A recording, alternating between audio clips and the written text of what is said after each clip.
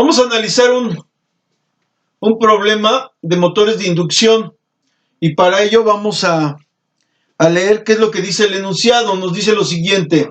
Dice un motor de inducción de 220 volts con una potencia de 7.5 HP, 4 polos, la frecuencia de operación es de 60 Hz, pero nos dice que tiene un deslizamiento del 7% a plena carga. Y luego nos pide calcular en el inciso A la velocidad síncrona, en el inciso B la velocidad del rotor a carga nominal, en el inciso C la frecuencia del rotor a carga nominal. El par en el eje de igual forma a una carga nominal. Para ello vamos a extraer los datos que nos proporciona el enunciado y nos dice que tenemos los siguientes datos. Frecuencia 60 Hz, número de polos 4, potencia 7.5 HP. El porcentaje de deslizamiento 7.5%. Y luego aquí anoto otro dato. No sé si ustedes recuerden, cuando nosotros hablamos de 360 grados, hablamos de una revolución o hablamos de una vuelta. Y para convertirlo a radianes nos dice que esos 360 grados es igual a 2 pi radianes. Por eso es que les pongo este dato para más adelante poder hacer una conversión. En el inciso A nos pide la velocidad síncrona. Eso ya lo hemos hecho en otros problemas, a donde nos dice que la velocidad síncrona es igual a un valor constante de 120 por el valor de la frecuencia entre el número de polos. Al sustituir mi frecuencia, 60 Hz, y el número de polos, me da un valor de 1800 revoluciones por minuto. Eso es el valor de mi velocidad síncrona. Vamos a resolver el inciso B. En el inciso B me pide que la velocidad del rotor a carga nominal. Para ello, vamos a hablar de deslizamiento. Cuando nosotros hablamos de una velocidad síncrona en una máquina, estaríamos hablando que la velocidad del campo giratorio del estator o de los campos magnéticos rotatorios del estator, esa velocidad tendría que ser igual a la velocidad del rotor. A eso nosotros le llamaríamos que sería una máquina de tipo síncrona. Pero cuando nosotros hablamos de motores de inducción, vamos a hablar que son máquinas de tipo asíncrono.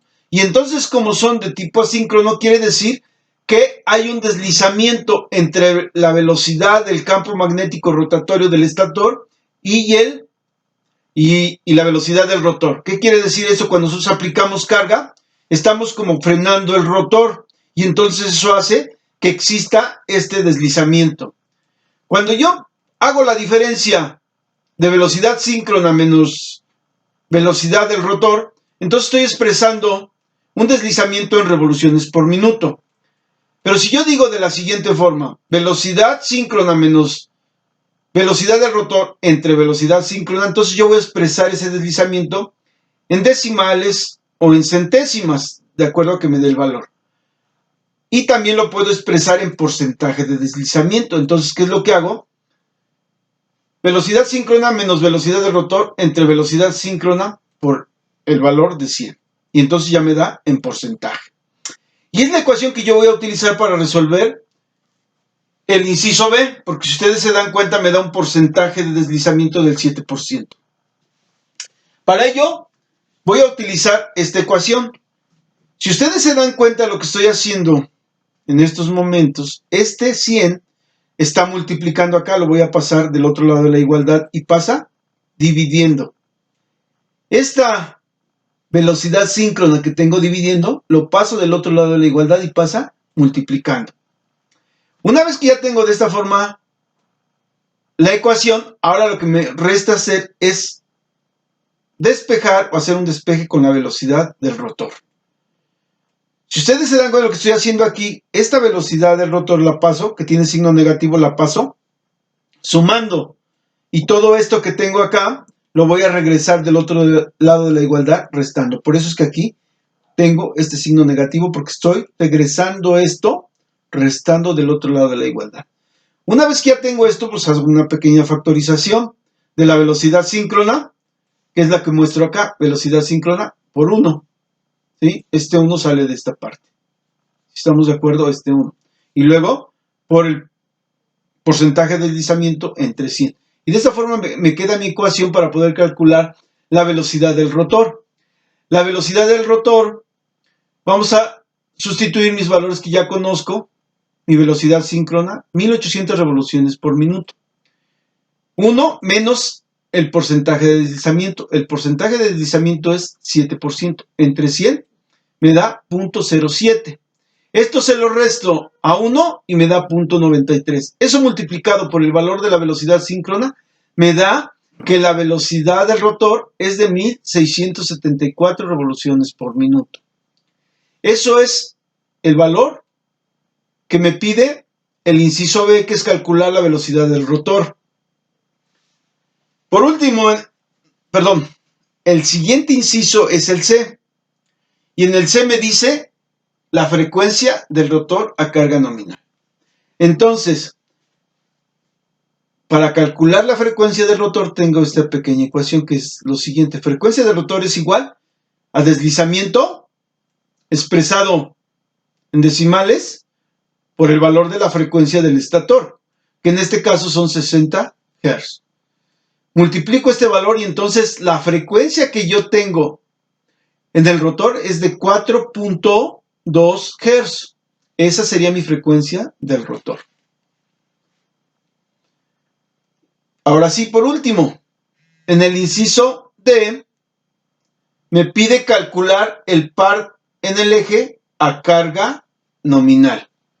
Para yo poder calcular el par del eje a carga nominal, me dice que es la potencia de salida entre la velocidad angular, que en este caso sería la velocidad angular del rotor. Por ello es que acá me está dando una potencia que es de 7.5 HP. Pero nosotros decimos que un HP equivale a 746 watts, por eso es que estoy haciendo aquí esta conversión. Digo, un HP es igual a 746 watts, elimino HP con HP, y entonces estos 746 watts van a multiplicar al 7.5.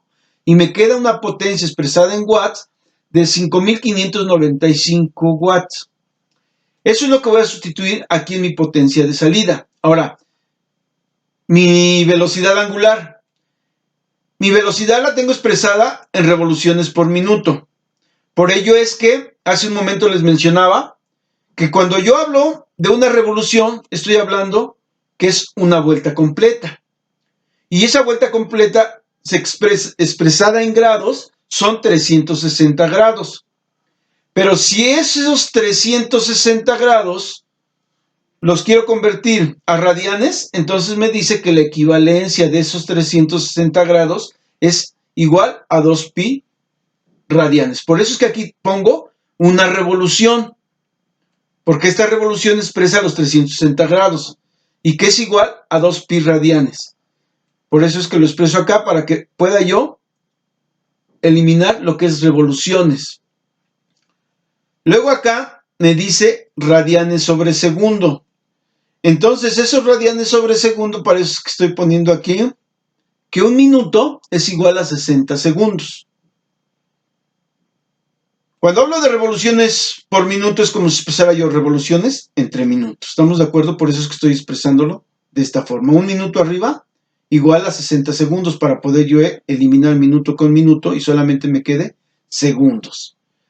Al hacer esta operación de 1674 revoluciones por minuto para convertirlo a radianes, que es una velocidad angular, entonces lo multiplico por 2pi y lo divido entre 60. Y entonces ya me queda que sería velocidad angular expresada en radianes sobre segundo. Pero el par me queda en newtons por metro, que es la unidad del par. Recuerden que la unidad del par es fuerza por distancia. Entonces fuerza se expresa en newtons, distancia en metros. Por eso es que las unidades aquí están correctas. Pero acá hago el despeje necesario para identificar que en realidad sí me queda newtons sobre metros. Tengo watts, ya sabemos que son joules, entre segundo. Joule ya sabemos que son newton por metro entre segundo y es lo que estoy expresando acá. Y luego entre radianes sobre segundo. Hago o aplico extremo con extremo, lo multiplico y centro con centro, que es lo que va a dividir. Y entonces, extremo con extremo me queda newton por metro por segundo. Entre radianes por segundo. Segundo con segundo lo eliminamos y solamente me queda metros sobre radianes. Pero cuando nosotros hablamos de convertir, por ejemplo, metros entre radianes, se dice que va a ser igual a la unidad de longitud o igual a la unidad de metro. Y eso lo aplicamos desde cuando nosotros llevamos física, cuando nosotros queremos calcular una velocidad lineal. La velocidad lineal, no sé si recuerden, es velocidad angular por radio. La velocidad angular es radianes entre segundo. Y el radio lo expresamos en metros. Entonces, radianes por metro me da metro. Entonces, de ahí estoy haciendo un despeje y de eso, por eso es que les estoy diciendo que metros entre radianes me va a dar metro. Ok, por eso es que aquí me queda, en vez de poner metro entre radianes, me va a dar newton por metro, que son las unidades del par. Eso es todo. Espero que este problema o el análisis de este problema les sea de utilidad. Eso es todo y muchas gracias por su atención.